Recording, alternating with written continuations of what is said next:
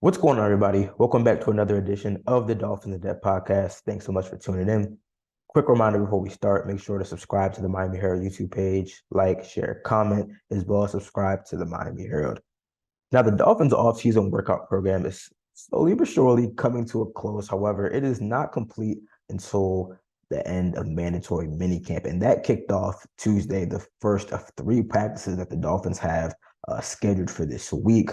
Previously, these sessions were voluntary, organized team activities, but now they're mandatory. So the overwhelming majority of the Dolphins roster at the Baptist Health Training Complex in Miami Gardens for a set of practices.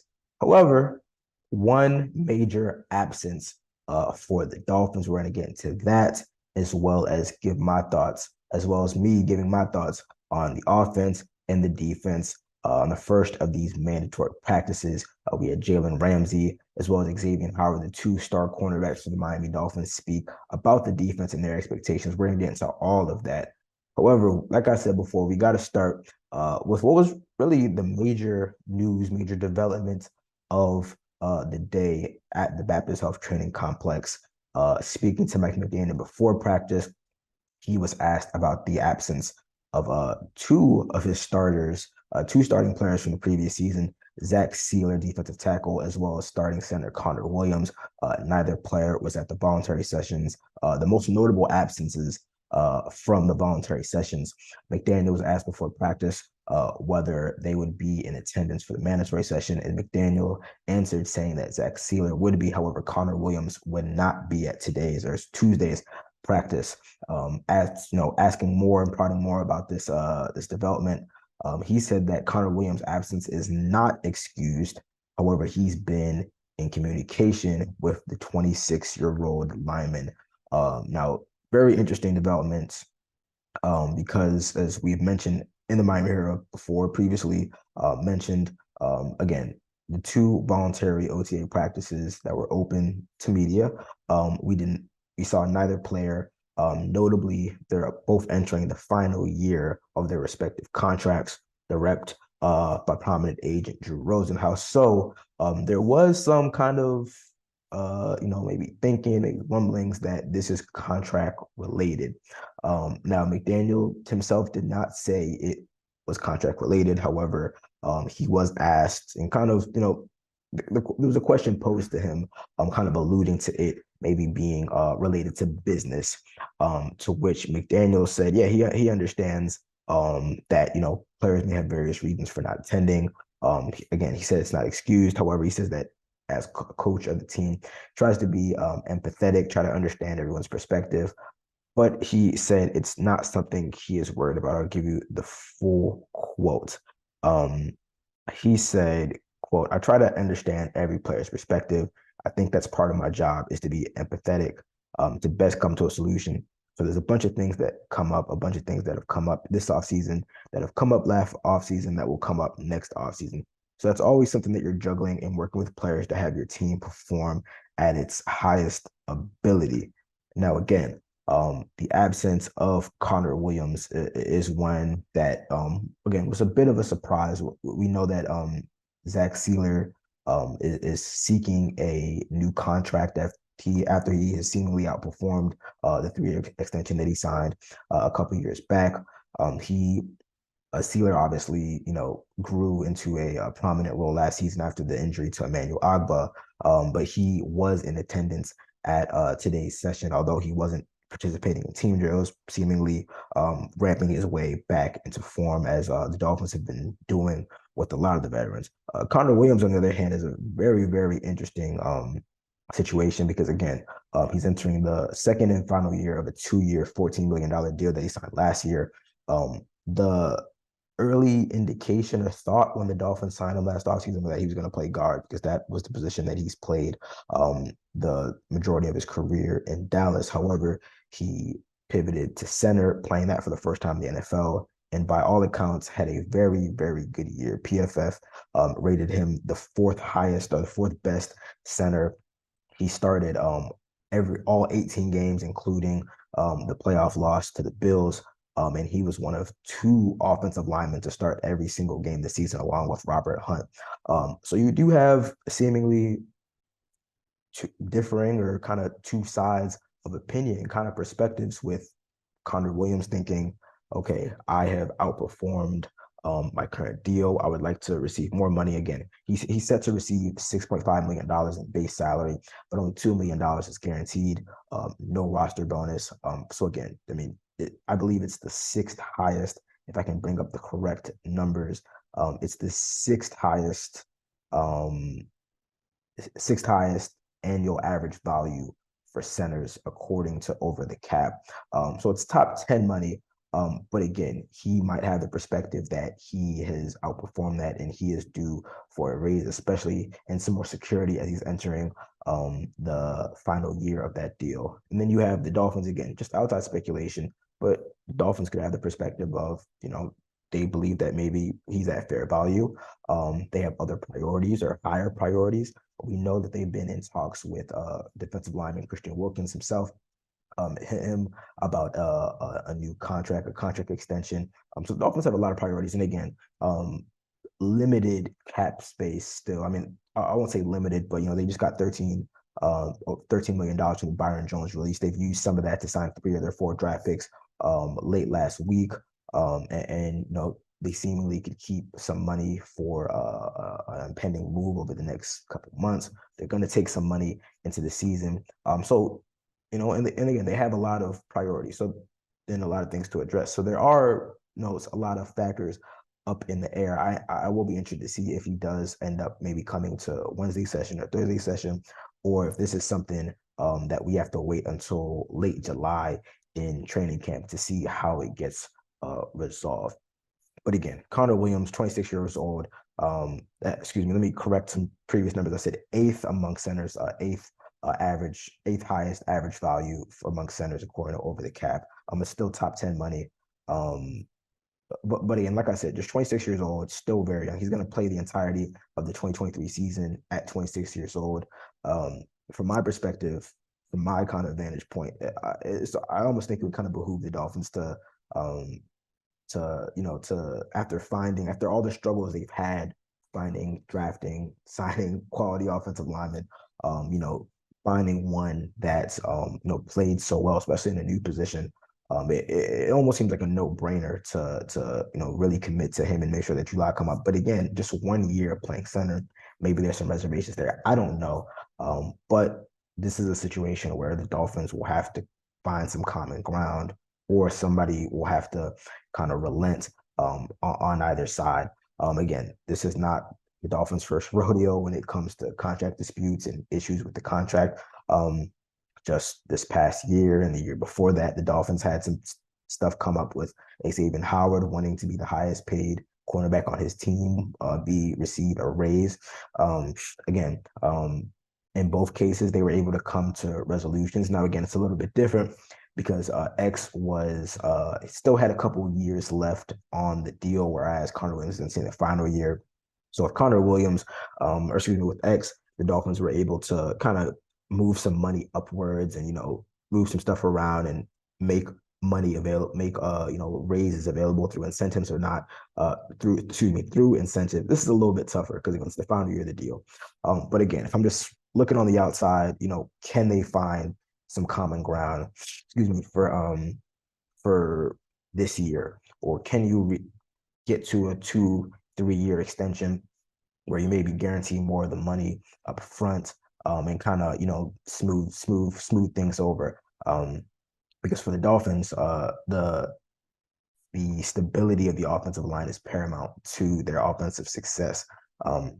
Again, amid a whole bunch of injuries this past year, Connor Williams was one of the only stable players last year. Again, Teron Armstead, for as well as he played, was in and out of the lineup because of injuries. Robert Hunt, the only other guy besides Connor Williams to start every single game. And honestly, I have to say, Connor Williams, depending on how long he wants to take this, he might be in a position of power again. Not attending mandatory mini camps and training camps, those come with severe fines that have been agreed to in the collective bargaining agreement that completely, disincentivize and dissuade players from having holdouts. So if he's willing to kind of put his money where his mouth is, so to speak, he might be in a position of leverage because the Dolphins right now don't have a clear backup plan to him. Again, they didn't really have to dive into that option last year because he was healthy and so good. But the only it seems like his backup last year was Michael Dieter. He's gone. They signed Dan Feeney from the Jets this offseason. He is yet to participate in team drills. He's one of several veterans and kind of newcomers who have yet to participate in team drills as the team and the training staff is seemingly bringing them along slowly. Liam Eichenberg said last week that he's been taking snaps at center, but he's hoping that he plays left guard. And I don't think I mean, it's not his natural spot. So the Dolphins don't have a clear backup to Connor Williams, and they don't have anybody on the roster who has shown that they can play center as well as Connor Williams did last year. So again, it's still early. It's still something to watch out for. But it will be interesting to see how that plays out because again, Connor Williams, he is a very important part of the offensive line, and he's not the only one that's up for extensions. Obviously, Christian Wilkins is on the final year of his rookie deal, playing out the 5th-year option. Zach Sealer, his agent, who also reps Connor Williams, has said that he's trying to push for a contract extension, as well as Robert Hunt, another offensive lineman who's entering the final year of his rookie deal. He's up for an extension, but he's been at team drills. He's been at mandatory minicamp himself, OTAs, and he said he's not worried about that. Everyone has different ways of handling these various disputes. But again, it's important that Connor Williams is locked in for the Dolphins, whether that's this year or down the line. So we'll definitely see how that progresses, whether he's there Wednesday. If he's there, we'll definitely be tracking that here at the Miami Herald. If he's not, we'll be tracking it both ways. So again, just something to watch out for with Connor Williams not at mandatory minicamp on day 1. All right, we're going to take a short break, but when we come back on the other side of things, we're going to head on the field, recapping the first day of mandatory minicamp, who was practicing, who was not, as well as who stood out on the first of 3 mandatory sessions. So stay locked with us, and we'll be back soon. What's going on, everybody? Still here on the Dolphins In Depth podcast, talking all things Dolphins. Now, in the first half, gave my thoughts on the absence of Connor Williams, who is not at the first day of mandatory minicamp, was not at the 2 voluntary practices open to the media. Definitely will be watching out for that. But I want to switch gears and get on the field, where again the Dolphins took the field for their first mandatory minicamp session. Only 3 other players absent from practice: Braylon Sanders, Cedric Ogbuehi, as well as Jerron Christian. But everyone else accounted for, maybe not participating in practice or in various aspects of practice, but the remainder of the roster, Dolphins roster, all together. And it was a interesting day. It was not maybe a day full of fireworks, but still, we still had some developments that I want to break down. Going to start on the offensive side of the ball, where I think that we've had an interesting development with what I consider to be the most important offseason position battle, and that is the backup quarterback spot. Now, there might be more sexy, more appealing position battles. Again, we have the wide receiver 3 spot, where we've had a lot of guys come up and make big plays. Robbie Chosen, Braxton Berrios, Cedric Wilson, Eric Ezekama. I'm getting into that a little bit later. You have the offensive line, where we don't know, is there going to be competition at left guard? Is there going to be competition at right tackle? You have the cornerback spot, where you have a lot of guys vying for roster spots and playing time. You have safety. So again, a lot of guys on the talented roster competing for roster spots and playing time. But the backup quarterback spot, to me, is the most important position battle this offseason, as we get closer and closer to training camp and starting the season, for the simple fact that there are fair injury questions about Tua. And he missed 5 games last year. That player is one play away from stepping into the starting spot and leading this offense and more or less leading this team. We know the Dolphins signed Mike White from the Jets in the offseason. And he was kind of viewed as the favorite to get that number 2 spot. But Mike McDaniel did say that he would compete with Skylar Thompson entering his second year after he started a few games as a 7th-round rookie. And I will say to date, after the 2 practices that I've seen, voluntary practices that I've seen, and the first mandatory mini camp practice that I've seen, I would say that Skylar Thompson, in my opinion, has taken the lead as the number 2 guy. Now, again, this is only off of a few practices that we've seen. There are a handful of practices that the media has not seen. So this is just based off the 3 practices that I've seen. But in those practice sessions, Skylar has stood out to me. Now, the thing about Skylar and Mike White that's interesting to me is that they're kind of similar quarterbacks in the sense that neither has, I would say neither has a standout physical trait, in terms of like their arm talent. Like, they're not, it's not like they have strong arms, the strongest arms, around. They're not pinpoint accurate like Tua. Neither of them are gonna, kill you with their legs, although Skylar has shown in college and in the NFL the ability to move around and to pick up yards with his legs. So a lot of it comes down to just like executing the offense, at a high level. Like that's what it comes down to. You're not gonna, you don't have a rocket for an arm. You're not pinpoint accurate. You're not, dicing people up every play. So it just comes to having like executing the offense as it stands. And I think that that's important because again, when you're a backup coming in there, we don't need you to play superhero. The team doesn't need you to put on a cape, carry them. We just need you to operate the offense as it is, like base level quarterback play. That's what you need. And somebody that doesn't make a mistake. So that's like 2 things that I'm looking out for. Like, are you executing the offense in front of you? And are you avoiding big mistakes, turnovers, putting the ball in harm's way? I will say the first mandatory minicamp practice, Skylar had a lot of really good red zone work. It was a lot of short red zone drills where they're at the 10-yard line, at the 5-yard line. It's a session that is kind of lends itself to a lot of scoring and a lot of touchdowns because the offense is so close to the end zone. But I really liked what I saw from Skylar during those drills. He had multiple touchdown passes, hitting guys in the end zone in, really difficult parts of the field. He had a really nice back shoulder pass to River Craycraft in what I thought was the best throw of the day.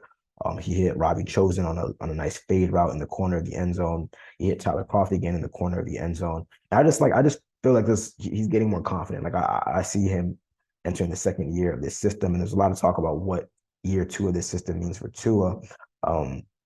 But Mike McDaniel mentioned it himself at the NFL scouting combine that Skylar was thrown into a position that he didn't expect himself to be in, and really the team didn't expect him to be in starting games because they had Tua as a starter and Teddy as the backup. Obviously, he was on the 53-man roster and he had to be prepared for anything. But it was kind of a tough spot for a rookie, and especially a 7th-round rookie.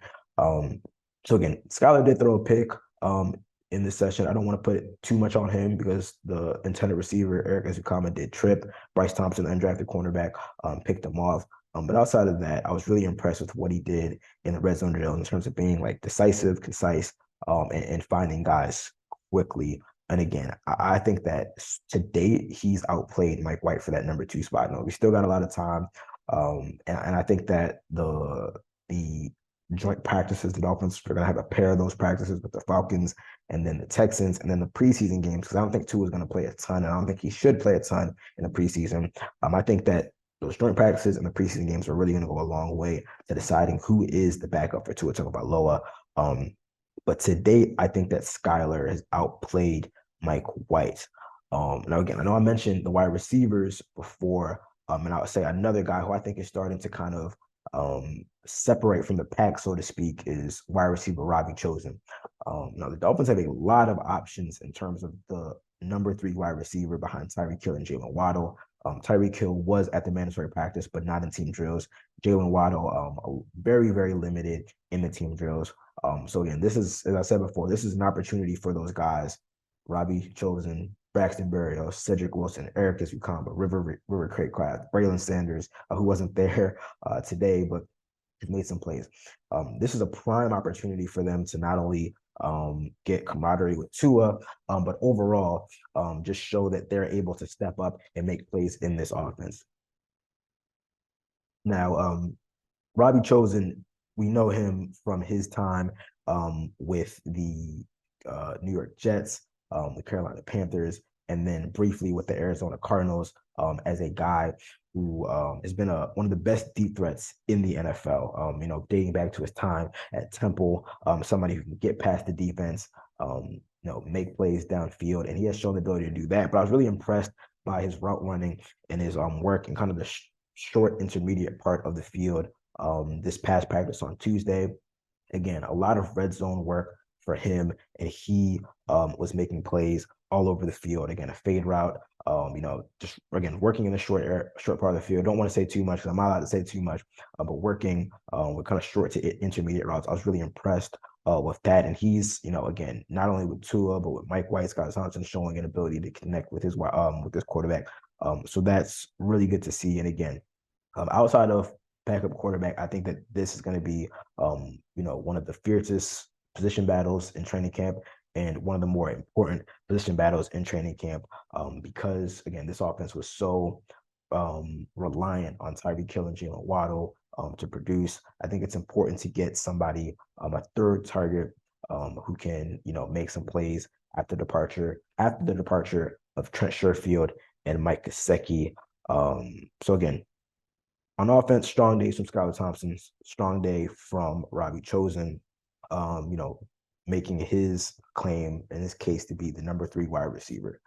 Going to defense, again, a lot of vets limited or not participating at all. The Dolphins' top cornerbacks, Jalen Ramsey, Xavier Howard, among those guys. Jalen Ramsey not participating in team drills yet. He said he's ramping his way up with the training staff. X are very, very limited in team drills. David Long, the new linebacker, not participating. Zach Sealer not participating in team drills. And again, kind of similar to offense, this is a time and a opportunity for some lesser known guys to make cases for roster spots and playing time. And one guy that has been really, really making his case for a roster spot is undrafted rookie linebacker Mitchell Agude. If you've been reading the Miami Herald's practice reports, he is a name that has popped up, just kind of being a menace in the backfield. And again, on Tuesday, he was making plays. I had him down for multiple sacks and tackles for loss. Jalen Phillips, who had a similar career path to him, starting at UCLA and then going to the University of Miami, and now with the Miami Dolphins, had a lot of high praise for him. Again, Mitchell Agude standing out, making plays.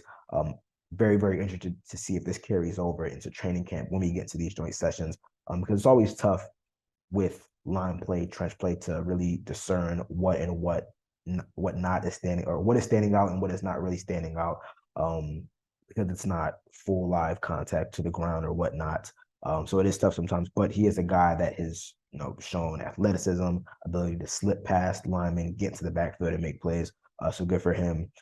And last, before we get out of here, now while Ramsey and X didn't really participate in team drills, they did talk after practice. They talked about where this defense is in terms of installing this new Vic Fangio scheme, and their expectations, their prospects for it. I know I wrote a story on that you can check out on the Miami Herald website. But I'm just going to get into some of the comments from those two guys, especially from Ramsey, because I think he said a lot of really interesting things about this defense and what to expect. Now, for those that don't know, when he was with the Los Angeles Rams, he played under a very, very similar scheme under Brandon Staley, who's now the Chargers head coach, and then with Raheem Morris as defensive coordinator. And he said, no, obviously, he knows the defense, but with Vic Fangio, he's kind of the godfather of these two two high safety schemes and zone coverage schemes that a lot of teams have picked up and kind of incorporate their own little wrinkles into it. So he said first, I know this defense, so that's how it helps. I've been running the same defense for 3 years now. My past 3 years in LA. So now it's the same defense. It's just a little bit different terminology, but same type of stuff. There's different ways to play this defense. Vic has his own way of putting his own flavor in it, and I guess kind of catering it to certain people who will stand out in the defense and who can stand out in any defense, really. The last part of that really stood out to me because I think that he is one of multiple guys who will be featured in this defense. So I mentioned it in the story that I wrote.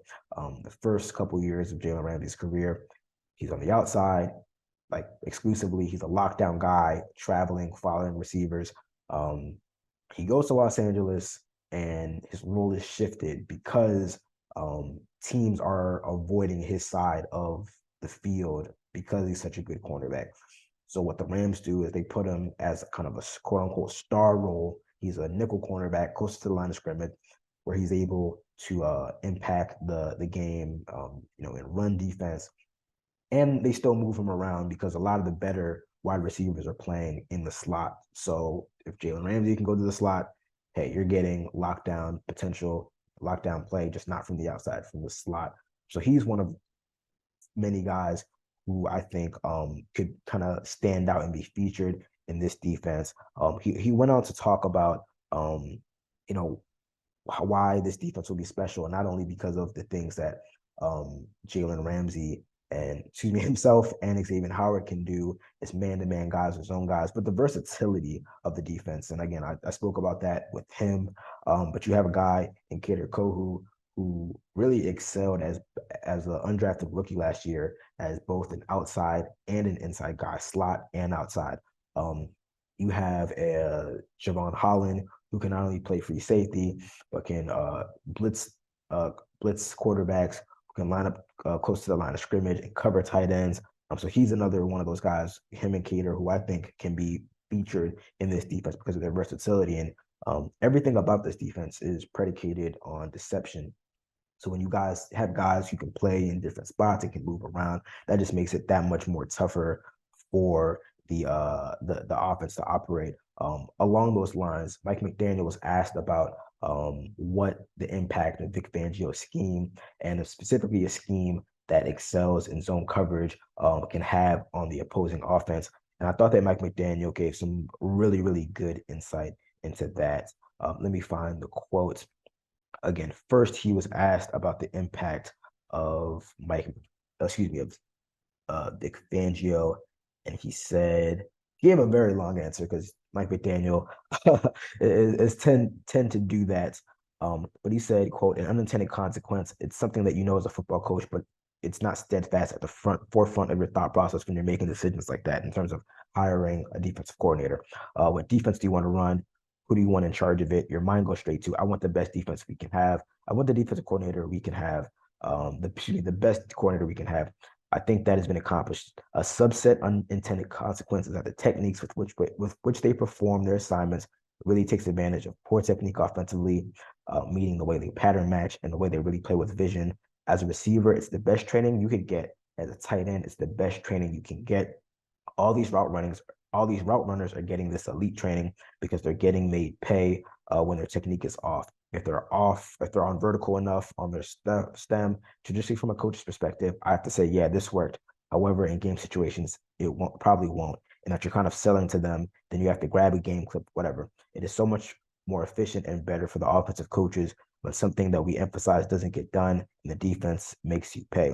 Well, we're pushing that envelope on both sides of the ball now. Where my ultimate desire, I want a good team. I don't want to go out there on both sides of the ball. I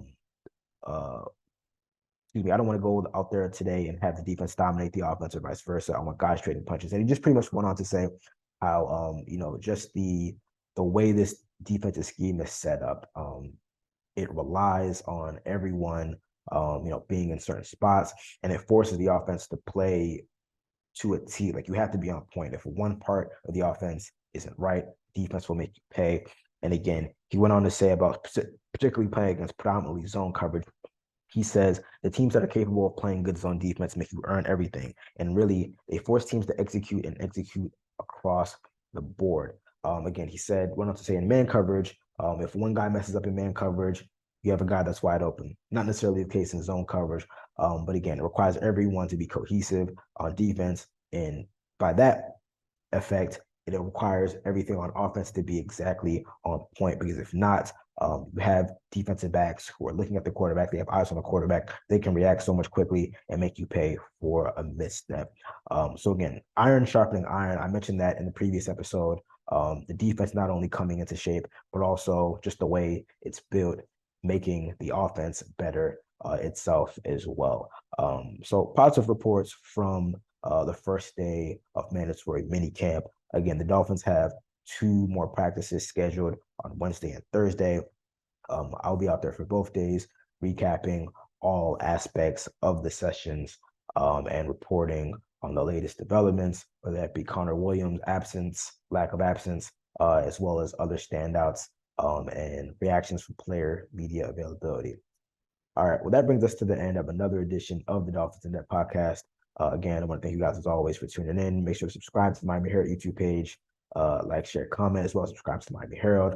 I'll be back next week to put a bow on mandatory minicamp, the offseason workout program, as well as maybe look ahead to what's next for the Dolphins. But until then, you guys take care. See ya.